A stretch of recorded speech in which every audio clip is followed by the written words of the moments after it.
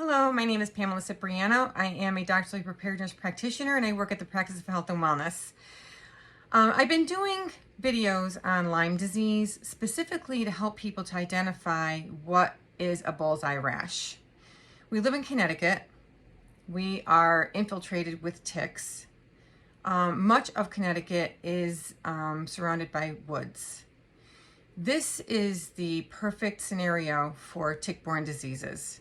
They're carried by any kind of a mammal. Deer tend to be the largest mammal in our area that carry the ticks. But mice get into our houses, they carry the ticks as well. And so do other mammals as well. If you have dogs and you're not using something like the Seresto collar that needs to be purchased either through Chewy's or your veterinarian, then you're putting yourself at risk for Lyme disease as well. We have 6 dogs in our house and 2 cats, and they all have the Seresto collar. Over the years, we must have had at least 15 animals with the Seresto collar, and it's always been purchased through Chewy. If you get the actual Seresto collar and not the knockoff that looks identical and sold through Amazon, your dog will be fine. But there is a knockoff that was killing animals, and originally it was thought to be from Seresto that's made through Bayer until they did realize that it is from a knockoff. So as I mentioned earlier, I haven't even had an animal that had a rash on their neck or any other part of their body from the Seresto collar if purchased through Chewy. That's going to help you to protect yourself from tick-borne diseases. If you're in my yard, we have a lot of wetlands in the front. My dogs are not bright at all when it comes to cars, and so when they see a car, they run towards it. And for that reason, we have the invisible fence, which goes across the driveway so that they can't get into the driveway and get hit by a car. The manicured area, honestly, you wouldn't be able to find a tick just because we have the 6 dogs running around all the time, and they're always pretty much killing off the ticks because of the collar. Having said that, recently I had gotten a phone call from a young woman who is a counselor at a local camp. There had been 3 other cases of Lyme disease at that camp within the past couple of weeks. She developed a bullseye rash and went to the walk-in, and the provider, knowing that she was working at a camp, told her that they couldn't be certain that it was Lyme disease. That's very concerning, because if Lyme disease is not treated immediately and with the proper amount of medication, not that nonsense of 2 doses of doxycycline, but actually treated with a month's worth of doxycycline, this person can have chronic issues down the road that are very, very difficult to treat, control, and cure. So I'm going to show you some pictures of this person's rash and just give you an idea of the complications that we have in the state of Connecticut, where Lyme pretty much originated in Lyme, Connecticut. This was on day 1. This was when she went to the walk-in.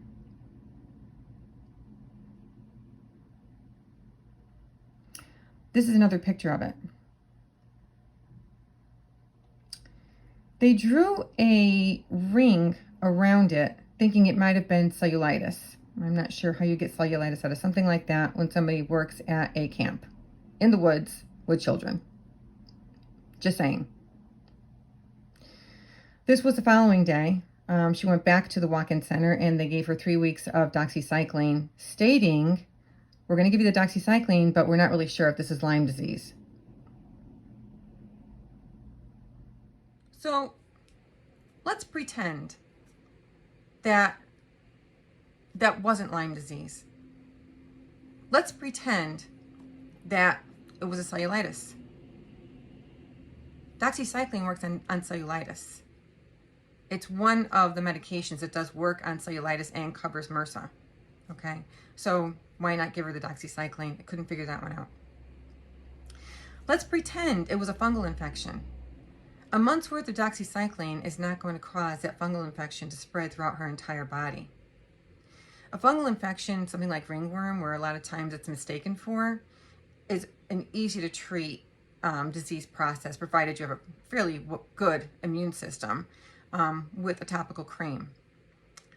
So the reason I am doing this video today is to make sure that you, as a consumer, paying a provider for their services, are getting the best care you can possibly get.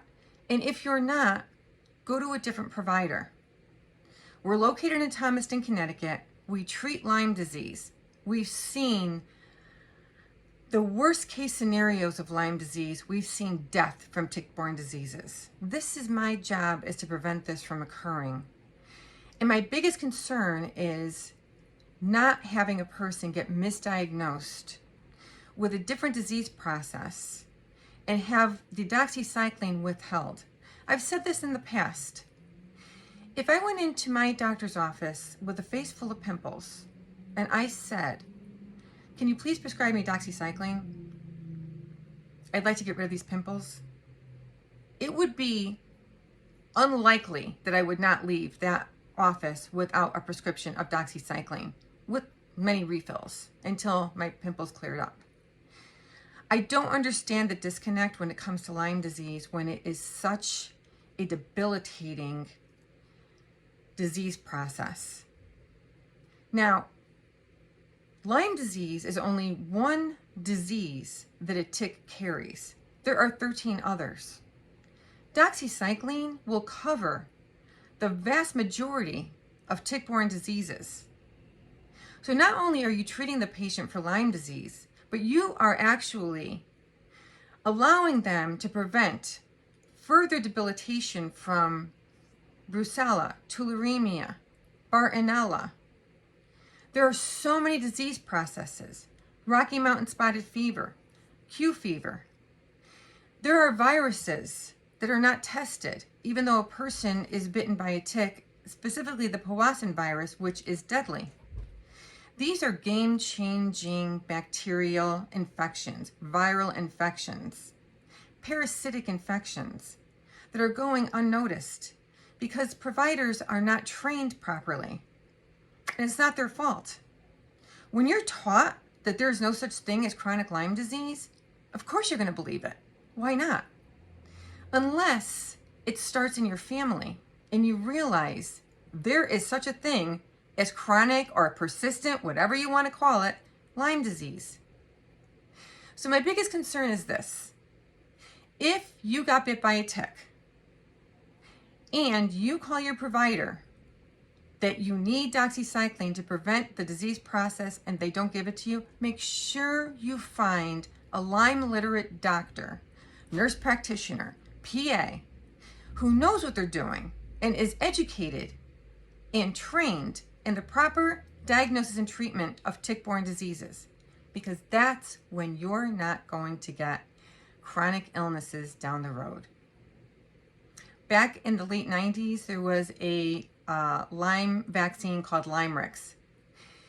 The advertisement was to prevent chronic conditions associated with Lyme disease. When there was a vaccine available, there was something called chronic Lyme disease. It got pulled off the market because it was giving people Lyme disease. Because if you had a genetic predisposition, the vaccine would actually cause Lyme disease. Rather than test every single person for this genetic predisposition, there was such a low percentage of people who would have this, they decided to just give it to anybody who wanted it. Well, unfortunately, more people than not were predisposed to this genetic condition, and that's why the vaccine got pulled off the market. Since then, there's no such thing as chronic Lyme disease. There's a problem with that, a real problem. I know they're working on another vaccination. I understand that. It's going to be great when it comes out. I understand that. But for people who right now have Lyme disease, right now have chronic conditions, right now who are getting bitten by ticks, the vaccine's not going to help you. You know what's going to help you? Finding a Lyme literate doctor who knows how to treat it properly, knows how to test properly, and knows which labs to send your blood work to if local labs are giving you a false negative. So, give us a call. The Practice of Health and Wellness. We're located at 130 South Main Street, Thomaston, Connecticut. The phone number is 860-880-2525. You can see us on Facebook, Instagram, and our website is thepracticeofhealthandwellness.com. I hope to see you soon because I want to get you better. Take care.